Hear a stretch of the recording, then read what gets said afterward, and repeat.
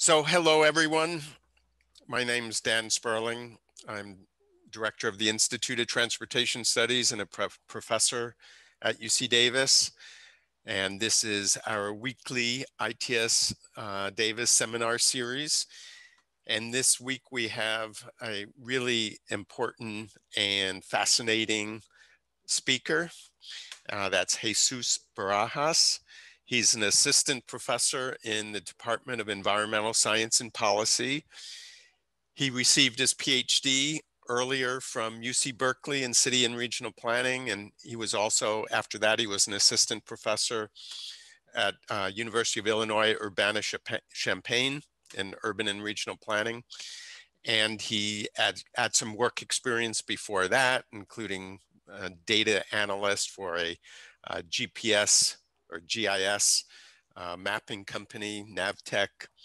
So we're very pleased because Jesus is really bringing a lot of energy and enthusiasm and focus to environmental justice and social justice in transportation. And in fact, he came to us about a year and a half ago, and we're building up a team of people, of graduate students, postdocs, and researchers also working in this area. So I'm very excited to have Jesus be a colleague here at UC Davis, and because of all of the initiatives and all the efforts and all the profile he's bringing to transportation equity.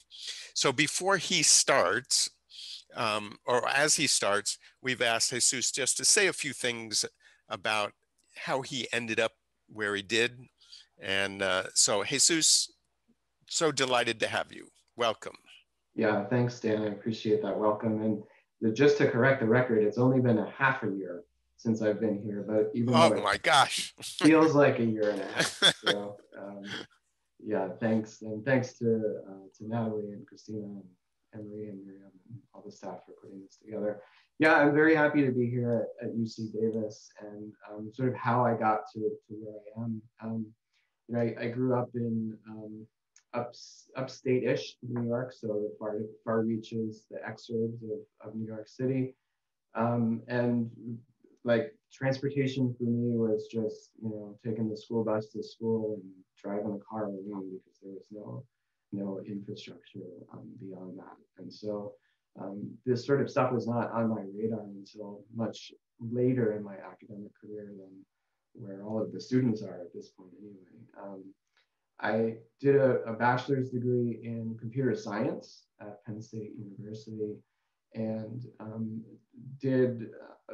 after graduation, went into the Air Force as an IT project manager. And so I had sort of the tech background, and once I decided it was time to move on from it, that's when I joined Navtech, which prior to that point was a company called traffic.com, which is the Google traffic of its day about 15 years ago. And that's what introduced me to transportation. I had a colleague who did a master's in urban planning, and I thought, well, maybe that's what we're doing here, but we were really doing more data analysis and less on sort of understanding connections to people. And that's what really was interesting to me. Sort of how people make decisions, how they get around, how the decisions that decision makers make influence the way that people get around. And so that led me to a path in transportation planning. So I did a master's at Cal Poly Pomona, my PhD at UC Berkeley. And really, it was there that I got into questions around sort of not just how people get around and the decisions that decision makers make to influence that, but sort of why are we seeing differences across population groups? Why are Latino voices not being incorporated into the planning process for a bicycle plan that was happening around the time I was doing my degrees in Los Angeles? And so those questions of sort of inclusion, how that manifested in differences in behavior really started to motivate my work. And really is a core of what I do, from my PhD studies to a postdoc in safety, where we were sort of interested in differences in safety outcomes across marginalized populations, to my faculty positions at Illinois and here at Davis. And so, yeah, as Dan mentioned, I'm excited to bring this kind of equity work to what we're doing at Davis, both here at TTP and in my department at Environmental Science and Policy. So, Jesus, before you get started, there's some procedural things I was supposed to say that I didn't say. So, all of you that are students, just a reminder, put your questions into chat, and everyone else, put your questions into Q&A, and we'll be monitoring them and using them. And or you can raise your hand, use your raised hand feature if you're a student, and we'll call on you also. So, thanks. Go. All right. And apologies. It seems like you've been here for a long time. I know. And that's a good thing. Time is warped at the moment, I understand. The other thing I wanted to mention about my background and career is that I'm a first-generation college student, and so I'm for those of you who might also be, I'm happy to share experiences and sort of, some more details about my journey as well another time. So. How does the screen look then? Are we good? Yep, looks good. Okay, great. And let me turn on closed captioning here for some more inclusive presentation. So I'm excited to talk about my work on connections to transportation equity. And this, I'll talk about one particular study that I've done that I've called the role of affordable transit-oriented development in travel behavior. This was a study funded by the Bay Area Rapid Transit District in the San Francisco Bay Area. And they were interested in understanding how developing affordable or subsidized housing at their transit stations would translate into changes in ridership on the system. And so together with a couple of colleagues at UC Berkeley, Karen Frick and Robert Severo, we went forward on this study. So I'll start by giving a little background on TOD and housing affordability for those, just to make sure that we're all on the same page, and then talk in some more detail about the particular study. Talk about a little bit of unfinished business, sort of where I need to go from here, and then open it up at the end for discussion. So as I mentioned, BART was really interested in sort of understanding how development of housing would affect the ridership on their system. They're a transit agency first. They want to make sure that they serve the riders, but they also have a lot of land and want to put the land to better use than parking. And so they're interested in those questions. And then as the research team, we were interested in additional questions. We wanted to know about differences in travel behavior between residents who lived in affordable housing versus those who lived in market rate units.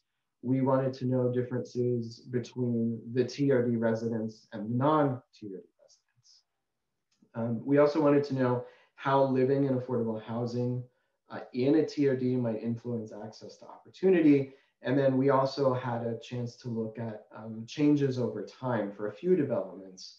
And so we took advantage of that in our data collection efforts.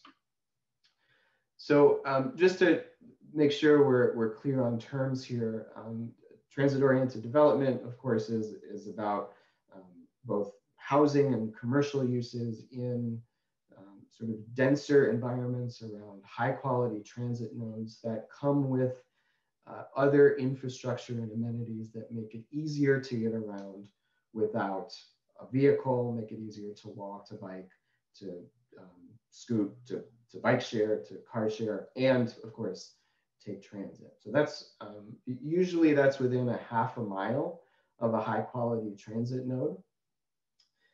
So that's TOD. And then when I'm talking about housing affordability, I'm talking about a couple of different things. And one is something called affordable housing, which is really another name for subsidized housing, where developers who want to build housing will apply for tax credits or particular subsidies from the state or federal government to be able to build housing and offer it at below market rates to individuals who are below a certain income threshold. So that's affordable housing, and that's usually what I mean when I'm talking about it in this presentation. But there's also a separate issue of housing affordability. So even if the housing isn't subsidized, what, can people actually afford to pay their rents given housing prices in California? And so I'll talk a little bit about that now. And it is not a surprise to anyone here that it is expensive to live in California, and it is getting more expensive as we go along. The story of housing affordability in California is one of supply. There's not enough housing. It's one of demand. People really want to live here. And about policy, in that it's very difficult to build housing in California, whether that's because of restrictive zoning policies, whether it's because of delays in permitting and expensive construction costs, or whether it's because of neighborhood opposition. So all of those have sort of helped drive up housing prices. And so this image is one of a median rent index from Zillow that shows changes in the median rent over time from 2014 to today. And the top couple lines are the Bay Area, San Francisco, and San Jose. And together with Sacramento, which is the bottom line, we see a roughly 50% increase in asking rent over this 6-year time period, with a dip in the Bay Area because of the pandemic since the beginning of 2020, but not so in Sacramento, which could be a result of sort of this exodus from high living expensive places. You couple this, you sort of look at the supply side to housing production is low relative to demand. Looking at the Bay Area specifically, we're below most other major metros in similar size or larger in terms of the number of units built every year. So this all leads to severe rent burdens for low-income households. And just to kind of highlight some data points here, this dotted line is just showing the halfway point on the chart. And the U.S. Housing and Urban U.S. Department of Housing and Urban Development defines rent-burdened households as those who pay 30% or more of their income in housing costs. And if you look at the Bay Area in 2017, it isn't until you get to a household income of $75,000 or more where less than half of households are rent burdened. So this isn't even a low income problem, it's also a middle income problem. So in comes BART as one sort of actor in relieving the pressure on this affordability crisis. And both internally in terms of their own policy, but externally in terms of legislation, the policies and law are making it easier for BART to develop housing at their properties. So in 2016, they enacted a TOD and affordable housing property as part of, one way to relieve the pressure on housing, but also as part of other state mandates to reduce greenhouse gas emissions and vehicle miles traveled. As I mentioned before, they have a lot of vacant land, which are parking lots. And so they are, that's what they're converting into housing. Their policy in 2016 was amended in 2020, which included additional commitments to affordable housing, prioritizing affordability for households earning less than 80% of the area median income. They want to get to a point where 35% of the housing across the system is affordable housing.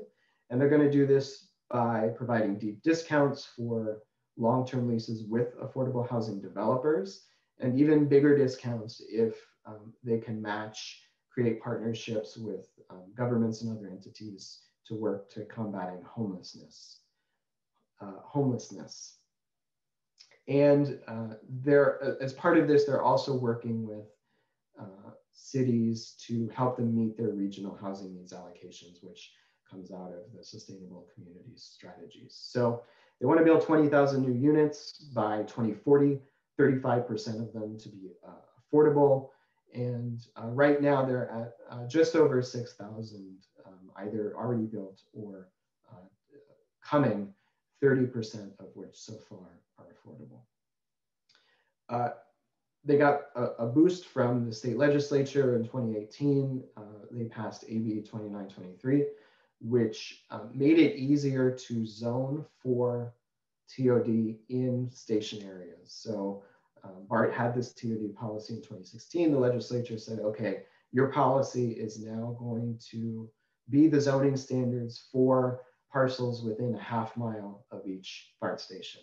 And if local governments don't change their zoning to match, then the BART zoning is going to be valid. The BART design standards is going to be valid in that TOD area. Other housing bills that have been passed have not been successful. That have been introduced have not been successful to date. So this is kind of the strongest tool for developing TOD at the moment. Our colleagues in ITS, Elisa Barber led this study together with a great group of folks, interviewed planning directors to sort of get their perspectives on transit-oriented development, and more than half saw affordable housing development as priorities among city leaders. But they also saw that vacant land was a barrier to developing affordable housing. So this is how the vacant parking lot issue can help solve that. There's a lot of evidence that shows that the TOD works to promote less car use and more transit use and more walking and biking, generally through kind of the D variables: the density, diversity, design, distance to transit, destination accessibility. And there have been some meta-analyses that kind of show the effects of each of these components on both reducing VMT, but also increasing transit and walking. The key is, though, that these developments need to be built in a way that are transit-oriented or have supporting policies that make it more difficult to use cars, rather than transit-adjacent or just plopping down next to the transit station without sort of changing any built environment characteristics or parking policies and the like. When it comes to low-income households and TODs, though, there's kind of a tension here, because cars are critically important for low-income households, especially when it comes to gaining and maintaining employment. And so while TODs might promote transit use among low-income households, they still need access in many cases to cars. When you talk about TODs in major urban areas, many times the word gentrification gets tagged along and is not far behind. And in recent years, researchers and policy advocates have argued that TOD interventions could result in gentrification and the eventual displacement of low-income groups. That's not the focus of my study, but I did want to sort of highlight that as an issue that got talked about a little bit among some of my research participants. The evidence for the relationship between gentrification and TOD is mixed. It's generally a function of where the study was conducted and the methods that they use. But in certain contexts, especially where economic pressures are already great on housing availability and affordability, TOD may accelerate gentrification. In other places, it's less clear that this relationship holds. But it is important to note that perceptions are real. Qualitative data is real data and important information to support decision-making. And many low-income folks and people of color in gentrifying neighborhoods in cities where TOD is being proposed do sort of feel the fear of this new investment and what it could do to them, to their livelihoods, and sort of, you know, really are, it doesn't matter what the numbers say, this feeling is real to them. And so that's important to keep in mind. So we've had, we know that in the general population, people who live in housing near transit stations are less likely to drive. They take transit and walk more, but we haven't had very many studies that look at affordable housing itself within transit-oriented development. And so the findings are mixed in the studies that have examined the travel of affordable housing residents in TOD. One study in the Bay Area with a rather small sample size found that TOD residents did use public transit more and drove less than their counterparts who did not live in TOD, and they walked and cycled more if there were more amenities nearby. In a different study that looked at both the San Francisco Bay Area and Los Angeles, across 27 affordable housing developments, they found that nearly half of the trips were made by driving alone, most frequently for work, that being near transit did not significantly predict how much people drove, but it did predict walking more. Living near transit was correlated with a higher number of walking trips. They also did focus groups in their study, and they emphasized the importance of factors other than transit proximity in predicting their travel, like having amenities nearby. And then a third study in Denver found that it's the only study that I could find so far that actually compared the travel between market rate housing residents and affordable housing residents in TODs. And they found that affordable housing residents did take transit at much higher rates and drove less than the market rate residents. One thing to keep in mind is that the fare structure in Denver is such that it's not distance-based, rather you pay one fare per 3 large zones. So if you think back to this study and compare the findings that I'm going to share in a moment, in the Bay Area, BART fares are distance-based, and so the findings there may not translate to what we find in this study. So let me get into the work that I did a little bit and talk about the design and the results going forward. So as a reminder, the questions that I'm interested in were what are the travel behavior between these 4 groups of people, those living in TOD and not, those living in affordable housing and market rate housing. How does living in affordable housing in a transit-oriented development influence access to opportunity? And how has travel in TODs changed over time? So we did a mixed method study. We designed a household survey. We conducted focus groups. The timing of this, the data collection wrapped up in the fall of 2019. So this was before any sort of semblance of COVID. So keep that in mind as I go through this as well. We sampled all developments of 50 or more rental units, so a building that had 50 or more housing units in it, within a quarter mile of a BART station, and that was our TOD site. We compared those with the large developments, 50 or more rental units, in a donut 1 to 2 miles away from the BART station. So we had similar built environments, but we had that proximity to transit as the real difference across them. We also only studied stations where BART had developable land, so we didn't look at any sites in downtown San Francisco, for example, because BART doesn't own land around the stations there. We surveyed 62 developments in total. We got 613 responses back, a 6% response rate, which was quite low. We were a little disappointed in that, but we did get we got results, enough results to make some claims about the patterns that we were seeing. This was a mail survey, by the way, so we mailed surveys to all households in those developments. We got about 70% of our responses from the TOD sites, and about half of those each from affordable housing and market rate developments. And the remainder came from the non-TOD sites, again, split about half and half. Our survey asked questions about the 3 main trips that the households took on a travel day. Asked about household car use, current and previous residents, sociodemographic characteristics, and we did some basic comparisons among the 4 groups. We also conducted focus groups only with the affordable housing residents. Here we did 6 focus groups with 61 participants, about 10 per site. One of those was on the peninsula.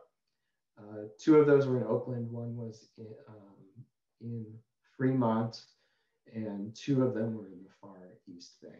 So we were trying to get a sort of geographic breadth of respondents there. And we covered many of the same questions as we did on the household survey, although we were trying to get some more information about qualitative transportation challenges.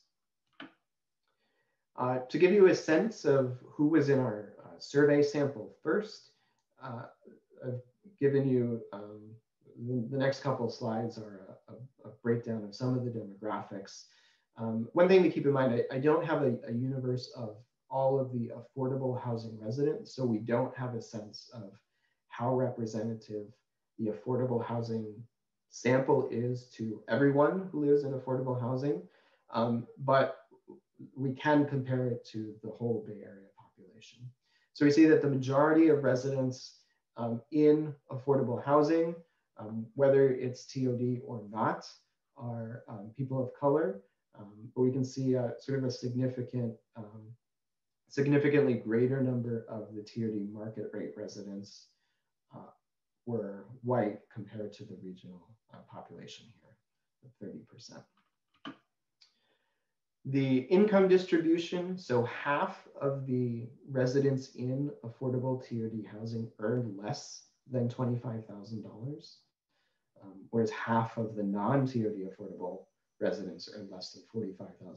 So significantly lower income folks in the TOD affordable housing. You can see the market rate residents here in the TODs, significantly higher income than the regional population down here at the bottom. A few other summary stats. Most of the survey respondents were women. We found that more affordable housing residents were likely to speak another language at home other than English. And TOD residents of TOD affordable housing were more likely to not be working. And we found in our focus groups that this was both a combination of unemployment, but also disability, which restricted their ability to work. And then finally, taking a look at car access. So this is vehicles per household and vehicles per adult in the household. And we find that car access was higher among the non-TOD residents. And then within each development type, the market rate residents had more vehicles, which is probably not surprising. So our TOD affordable residents had the fewest number of vehicles. All right. So I'll draw your attention to sort of 3 main findings from both our surveys and our focus groups. The first is that we did find TOD encourages alternative transportation, but the higher income residents benefited more from living in the TOD. We found affordable housing residents face distinct opportunities and barriers to transit use. And then TOD residents as a whole have reduced car use over time, which is encouraging from a sustainability point of view. So again, this is all sort of pre-COVID, so maybe the is should be a was, but we did find that TOD overall was meeting BART's goals to encourage alternative transportation. These two charts here, the one on the left is showing travel by mode for all purposes. The bar in the left of the group is those who lived in the TOD. The one on the right were those who did not live in the TOD. And so we found that 37% of, TOD residents drove alone for 37% of their trips. Non-TOD drove alone for half of their trips. TOD residents also walked about 3 times more than non-TOD residents. And TOD residents were more likely to take public transit. And the differences got greater when you looked at work trips, which is what I'm showing on the right here. TOD residents made half of their commute trips by transit, whereas only a quarter of the non-TOD residents made their commute trips by transit. When we break this down by the type of housing, whether it's affordable or market rate, we do see some differences in that transit use specifically. So still both the affordable and market rate residents in TODs drove less, they walked more. Everyone used shared modes about the same, everyone bicycled about the same, but the differences were in the type of transit that the groups were using. The bus, the 37% of market rate TOD residents took BART compared to only 22% of affordable housing TOD residents. Bus use was higher among affordable residents and higher still among the non-TOD affordable residents. We also found that the times of day that people were taking trips were different. So, and this matters for the travel demand purposes for BART. The affordable residents were more likely to take their trips in off-peak periods. About 35% of affordable TOD residents took their trips during the peak. 57% of market rate TOD residents took their trips during the peak. So in some senses, the building affordable housing sort of helps the system spread demand over the entire day, which was an important goal for the system. So secondly, we found that affordable housing residents face both opportunities and barriers to BART use. And so I'll talk about some of the opportunities first. And this came out of the focus groups that we held. You know, using BART as a primary mode of transportation was infrequent among our focus group participants, which remember were just the affordable housing residents in TODs. But most talked about using it occasionally. So some talked about sort of how it expanded the radius of their job searches. We talked to someone from Colma, which is on the peninsula south of San Francisco. And she talked about how BART allowed her to search for jobs in the East Bay, which she would not have been willing to do if she had to drive over the bridge every day to get to a job out there. We talked to folks who talked about BART as sort of helping them maintain their social networks. They moved away from where they used to live to have the opportunity to live in an affordable unit. And so BART enabled them to go back to to where they used to live to buy groceries for a person of Chinese descent who wanted to maintain connections to Chinatown, to get to see friends and family in Oakland for someone who lived out in Dublin in the Far East Bay. It helped fill gaps in car use when someone couldn't use a car because of health conditions.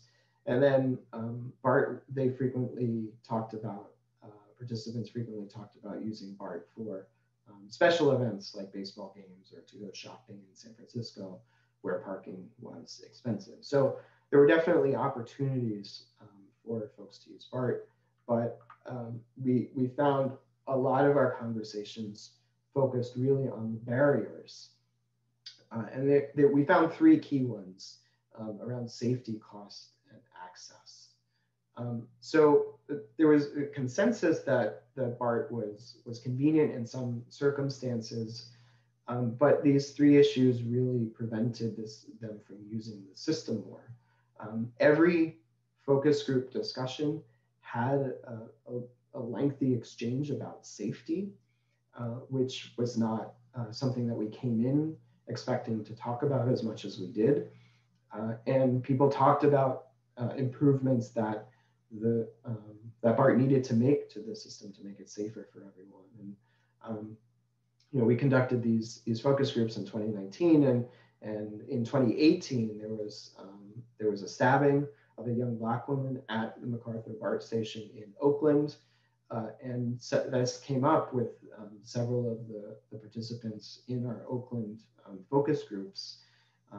This woman Bethany, which is a pseudonym, talked about sort of how she's not a BART rider because, you know, the girl was stabbed the year before. It rocked her whole world.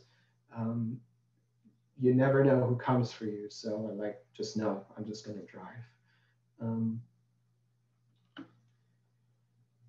The cost was sort of another major component of these focus group discussion.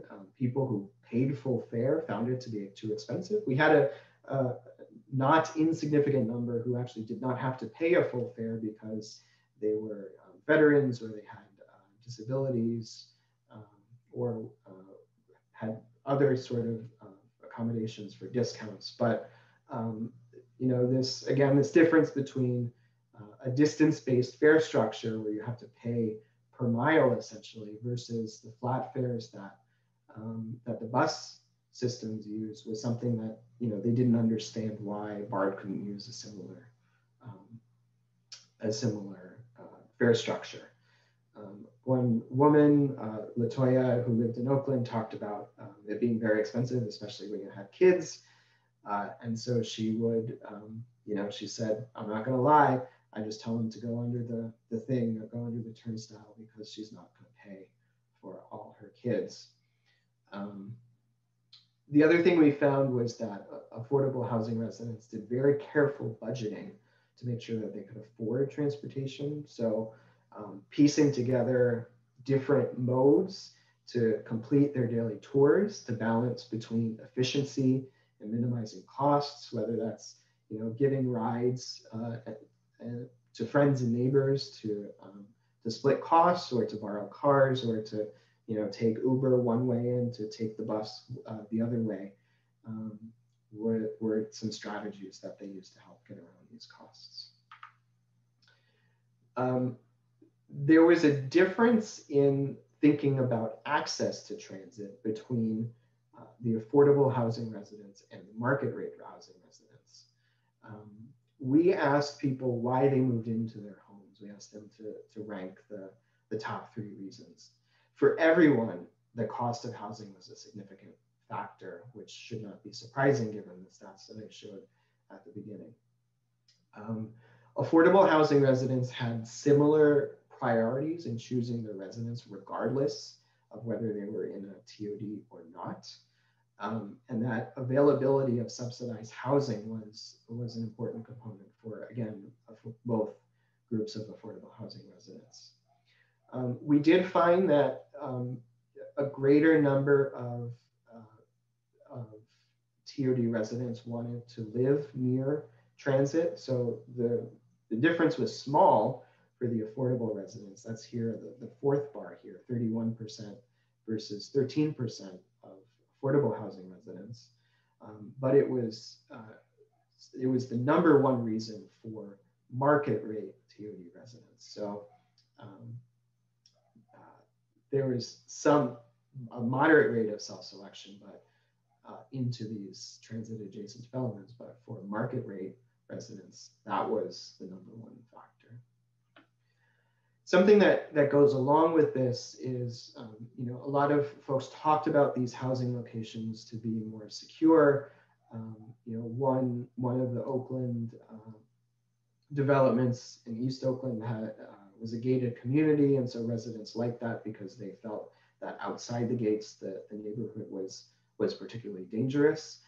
But one thing to keep in mind that we didn't sort of come in realizing or sort of having at the top of our minds is that it takes a lot of luck to get into these housing developments.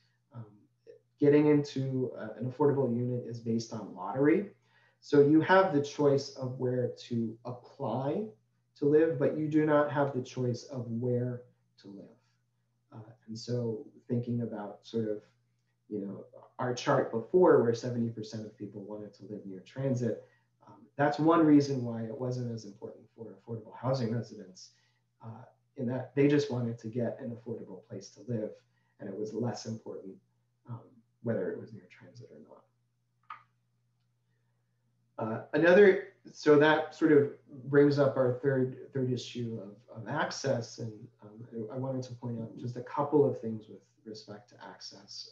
One of the potential explanation for lower BART use, besides the cost, is the availability of employer benefits. So getting subsidized access to the system. We found that about a quarter of the employed market rate residents got transit passes at work, but only 10% of employed affordable housing residents did.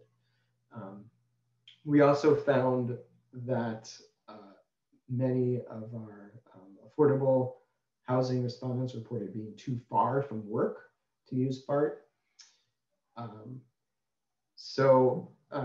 There were some advantages provided to market rate residents in enabling them to use the system more so than affordable residents. The other form of access in terms of accessibility were accommodations for people who had mobility impairments. So we had several participants in our focus groups who had mobility impairments, and they felt that both the cities and the transit operators, not just BART, but also the bus systems, were not doing enough to be responsive to disability issues. One woman talked about how the parking garage, which was owned by BART, next door to the development, while there was construction going on at the site, going through the parking garage was the only accessible route to the station. But if someone had shut a door in the stairwell that allowed her to navigate around the vehicles in her wheelchair, she was locked in and couldn't get out. And so small details like that, or sort of elevators being out at the stations, were significant challenges to overcome in terms of accessing the system too. And that's important because a significantly higher fraction of affordable housing residents do have mobility impairments compared to the market rate households. And then finally, the third finding is, again, that there have been changes in travel behavior in transit-oriented developments over time. So we were able to survey 2 sites that had been previously surveyed in 1992 and 2003.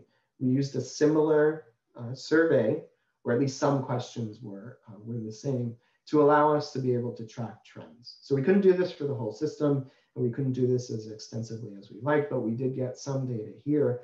And we did find that, that car use was significantly down between 1992 and 2019 in these transit-oriented developments, and active modes were up. We did find less BART use though, and it looks like some of that might be being replaced by Uber and Lyft, as well as additional walk trips.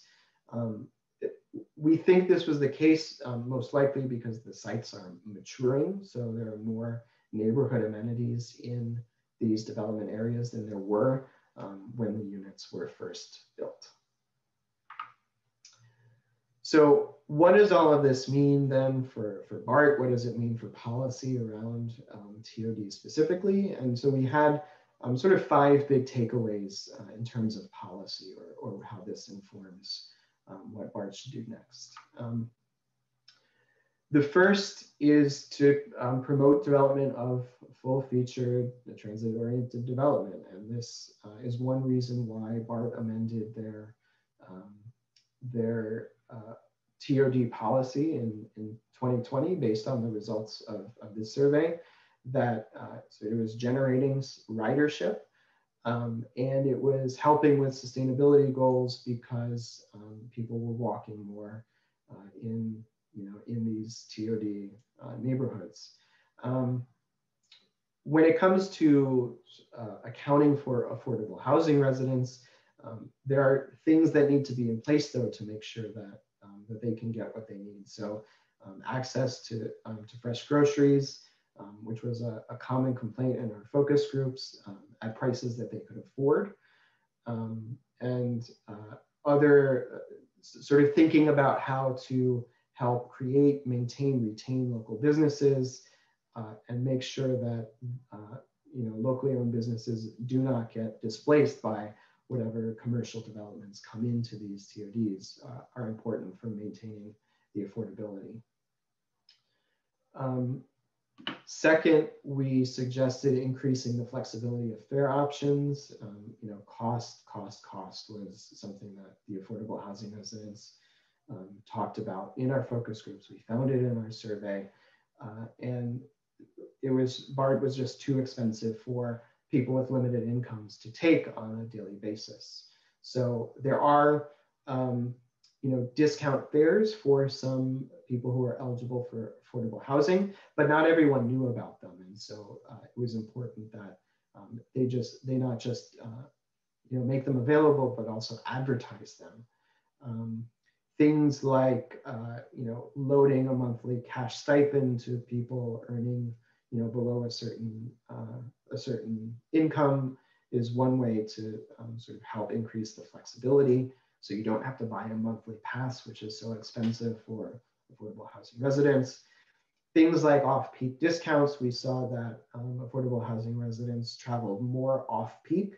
And so deeper off-peak discounts might help sort of meet twin goals of spreading out ridership while also accommodating low-income workers.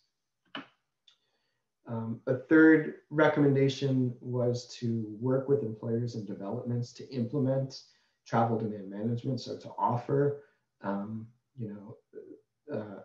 especially transit passes, because we found, of course, that affordable housing residents were less likely to have transit passes. And BART had been talking about making it a condition of development to offer transit passes to residents of those new developments.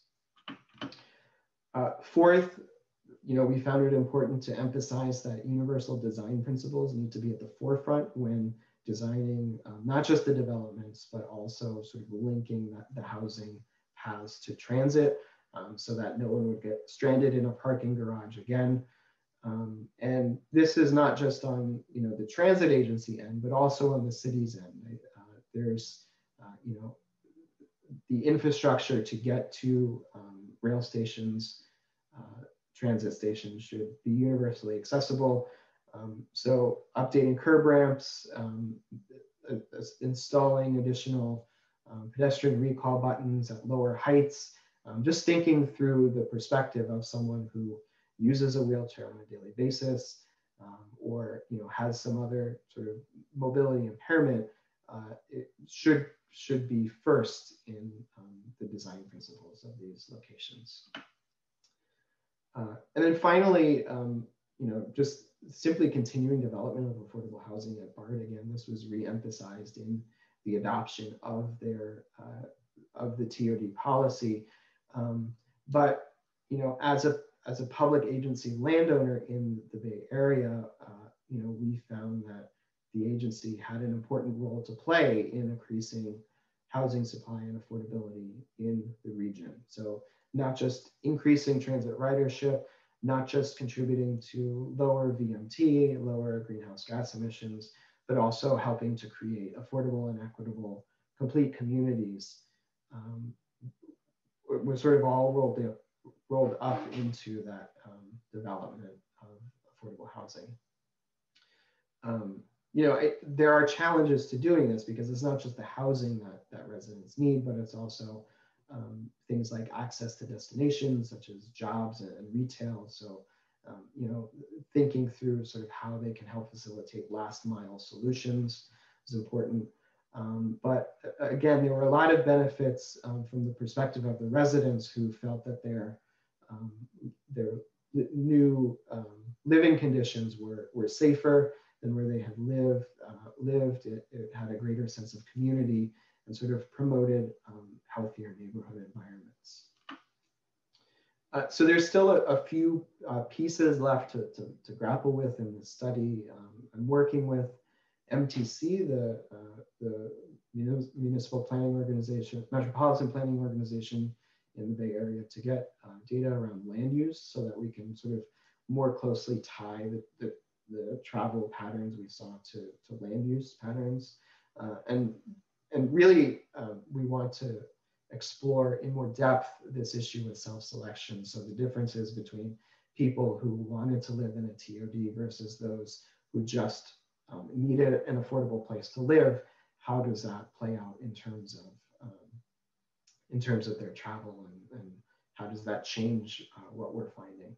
And then finally, the study that I referenced earlier that took place in the Bay Area and in Los Angeles actually overlapped with a few of the sites in our study. So, it's on our list to sort of look at, especially the qualitative observations from these studies, to put them together to kind of build a more robust case for sort of the issues and the benefits and the barriers to travel in affordable housing at transit-oriented development. So that's where I will stop talking right now, and I'll throw it back over to Dan to help facilitate the Q&A. Thank you, Jesus. That was fascinating. Lots of questions. I'm not sure got a lot of good answers yet, so I'm glad you're working on them to get some real findings that we can use for policy. And I think some of your recommendations are a good start, for policy. So that was good. Okay, so there was a question from Ray Hossein Zadeh. Do you want to ask the question? Sure, Dan. Thank you. Excellent pronouncing my last name. Thank you. Thank you, Jesus. It was really great to learn about your study. I was wondering about your view on the upzoning policy and how you would see it as a potential solution to both housing issues and transportation conjunctions.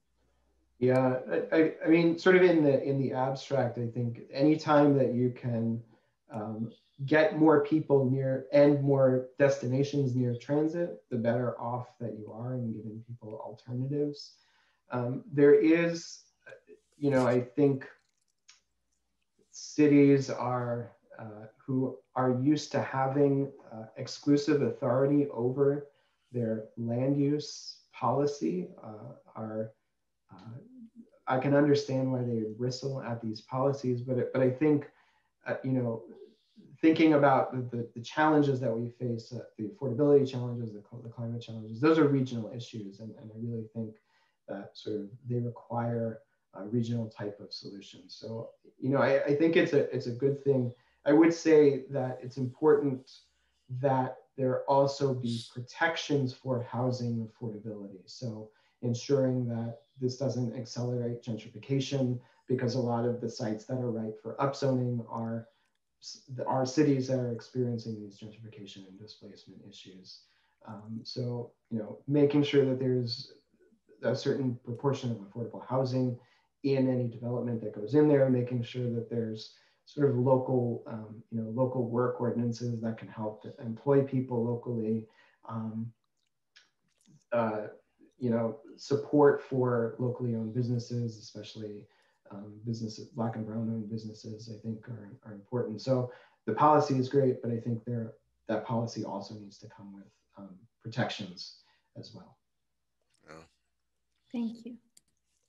Question from Tesura, at the risk of ruining my reputation here, Gamage, is that right? Gamage, but that's okay. All right, I missed that one. Thanks, Dan. Go ahead. Okay, great presentation, Jesus. I really enjoyed your findings, listening to them. So question about TODs, and particularly when you, and this is for research purposes, like when you compare a city or like a transit agency that would, classify under transit oriented development, from an urban planner's perspective, could there be different design or like different sudden design differences that might also affect the travel patterns? Like, for example, can you really compare, cities like Hong Kong and San Francisco, which both cities would fall under TOD, but I'm sure there are subtle differences that affect travel behavior of citizens differently. Were you able to look at some of those in your research? Thank you. Yeah, we did not compare sort of outside of the region. We do have a good cross section in our sample of different levels of density, just within the region. So if you think about downtown Oakland, for example, that's much higher density than someplace like Dublin, which is a suburb of a few tens of thousands of people. So we have not yet sort of looked at the comparison within the region. That's one of the reasons why I'm trying to get this land use data from the MPO to help sort of look at not just density, but also the types of land uses and businesses that are around to sort of look at these differences with travel behavior. Yeah, I mean, like Hong Kong is basically one giant dense place, right? So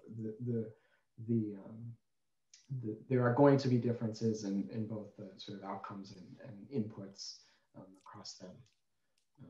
So that's a good point. There's actually a question, someone who's anyway, Solomon Hale, he's, Natalie, can you unmute him? He had a bunch of really good questions, and at the risk of mangling his questions, I thought I'd better let him ask at least one of them. Thank you. Thank you so much, Professor. It was a wonderful presentation. I've been trying to follow, and I've been attending a couple of TOD seminars in the past, and one of them being by Professor Daniel Chapman from UC Berkeley. Maybe you're both researchers, so you might know his work or so. He has an article that I was referring in my question that he argues strongly that developing high-density mixed-use housing near rail station may reduce regional road congestion and auto pollution, but there is more factor in terms of impacting behavior, travelers' behavior more than transit or rail specifically. Maybe what I'm talking about, the research he did, and if that's the case, I don't want to get into the weeds. So I was wondering what's your take on that. Does really transit and rail specifically impact and affect travelers' behavior, or there is more actually, more like parking availability, better bus services, smaller and retail mixed-use type of development, more jobs, residents, stores, that kind of mixed-use development and proximity of a town or a downtown, that has more to do with impacting and affecting travelers' behavior than TODs. So I was wondering in how that sounded a little opposite to, I'm sure there is more, the geography also could have impacted like you were just saying. So I was wondering what's your take on that? Yeah, so I think the study you're probably referring to is does TOD need the T? Yes. Yeah, so I know Dan Chapman well. He was my advisor at UC Berkeley. So I'm familiar with his work. You know, I don't think there's anything that we found in our study that contradicts that. And in fact, I think when you throw affordable housing and the issues with affordable housing into the mix, that only sort of emphasizes the fact that just building a development near a rail station is not going to generate enough transit ridership and reduce enough VMT to call it a TOD. It needs to come with a package of policies like all of the things that you said in your question. And when it comes to lower income residents, it also means thinking about multiple forms of transit. So, you know, part of the issue for lower income folks, people who are eligible and live in affordable housing, is that you know, their job sites are not concentrated in downtown San Francisco, downtown Oakland. They are much more dispersed than higher income workers. And so a fixed rail transit system like BART can only get them so far. And so that's another reason why they were not using the system as much. So, you know, bringing other forms of transit, using transit stations as transit hubs and multimodal hubs is important. And then sort of increasing the diversity of amenities available at a station. So again, thinking about the affordable housing angle, that would mean you know, encouraging in you know, a Mexican American district or a Mexican district like the Fruitvale in Oakland. It means making sure that there are social services that prioritize Spanish speaking. It means bringing in Latino grocery stores. It means bringing in immigration services into and near the TODs so that you can actually make sure that the people who live there can you know, access the facilities around there. So yeah, you're right. It needs a whole thing of packages. Throwing transit isn't enough. And you know, I think you sort of helped answer the question as you asked it. Yeah, thank you so much. That's for sure. I think some of the argument about opposing this kind of, it is more of how much really costs to install this travel system or transit in terms of cost, and you know, you're taking a land and you adding all that, and what are you getting out of it really to impact travelers' behavior? It's a lot less than we're using those resources toward equitable, more diverse and mixed use developments. Really, that way we can really limit that auto use, and that's where I think behind that, and not only the research I'm referring to, in my understanding, really there is a lot of effort, a lot of money, a lot of resources taking really to build that infrastructure. But what we getting out of it, if we allocate some of it, we can actually have a better return in terms of impacting travelers' behavior. But it makes sense what you're saying. I appreciate that. Thank you. Thanks for your question. Okay, here's getting a little more methodological. There's a question from Yan Jing, who says, have you designed before and after questions about the daily use of transportation modes for people who move to affordable houses? And you know, maybe their responses can help identify the self-selection effect. Yeah, we did ask a question. We asked two questions about the relative frequency of car use and transit use, both before and after moving to a TOD. So we do have those questions. I just have to cross-tab them. And we do have that question about the top reasons for moving into the development. And so that, you know, the self-selection question, the question that gets at self-selection there is those who moved into TOD to be specifically near transit, sort of helps control for that. So yes, we have some of the data. I just haven't had the opportunity to go more in depth with that. Okay, thank you, Dan. Can I ask something more here? Sure, go ahead. Okay, thank you. Yeah, that's a very good presentation. Yeah, really like it. You know, why I asked this question because I'm also wondering if you have some questions, you know, asking people who move to affordable houses, either in TOD or non-TOD areas. If you ask them the change of their travel behaviors, after they move into this area, then we can find the true, causal, the causality, right? Whether, having accessibility to transit system can, how to say, really, increase the probability to take the transit. Yeah, you can answer this research question. Yeah, this is what I'm thinking. Yeah. Yeah, no, you're right. We have some of that data. There's only so much time to do all the things that I need to do, so it's on the list soon. Okay, thank you. Yeah. Thanks. Yeah. Prashant, you have a question. Would you like to ask it?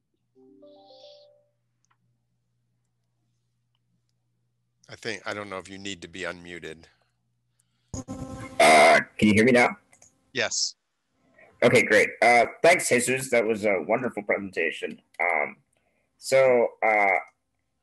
I've been staring at the BART map in part through your talk, and it occurred to me that there's a lot of overlap between the 5 different lines, which seems to suggest that it would not be too hard with minimal infrastructure this is very naive on my part, but with minimal infrastructure to allow for switching between tracks and stuff like that, to allow for trains to go between any terminus and any other terminus instead of restricting it to the 5 lines that currently exist now. So I'm wondering, do you think that this would be an effective way to improve job accessibility and connectivity in other ways? And or do you think that the existence of transfer points in Oakland and Berkeley and in San Francisco is good enough? And I'm also wondering if you heard respondents in your focus group express this opinion, ask like whether this would be possible, and if not, why not? Yeah, so the BART, I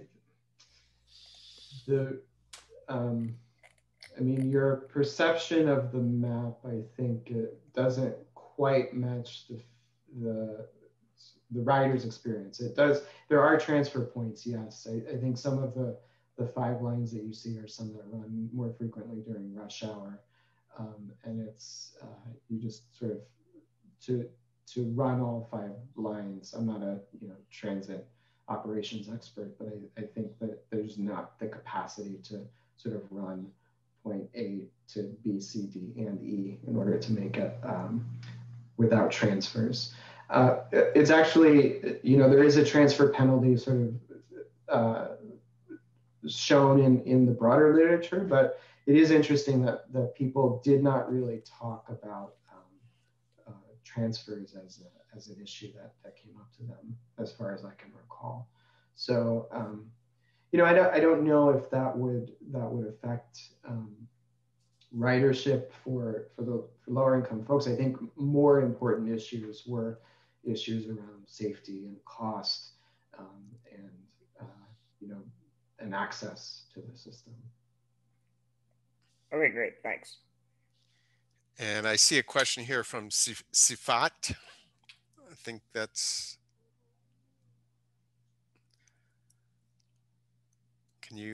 are you there? You want to ask your question? 2 questions. Okay.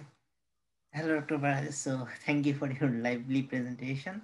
So yeah, actually, I have 3 questions. So first, my first question is, I have seen that you have done focus group discussion. 2 focus group discussions in some places and 1 focus group discussion in other places. So actually, was there any particular reason for that? I'm doing 2 focus group discussion in some places and 1 in other places.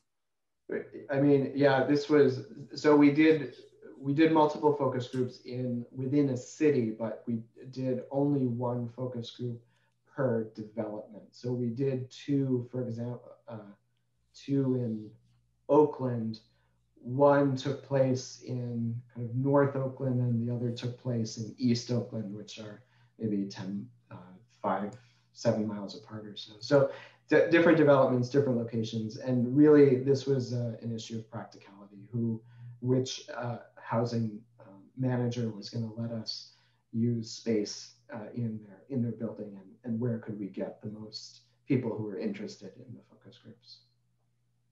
Yeah, okay, thank you. And then my next question is, about actually, well, it is usually shown or in the literature that, like TOD will be helpful to, achieve the sustainable development goals. So yeah, at the very beginning of your presentation, you showed this, yeah, TOD will have actually positive impact on carbon dioxide or maybe other greenhouse gas reduction. So are you planning to do something like that?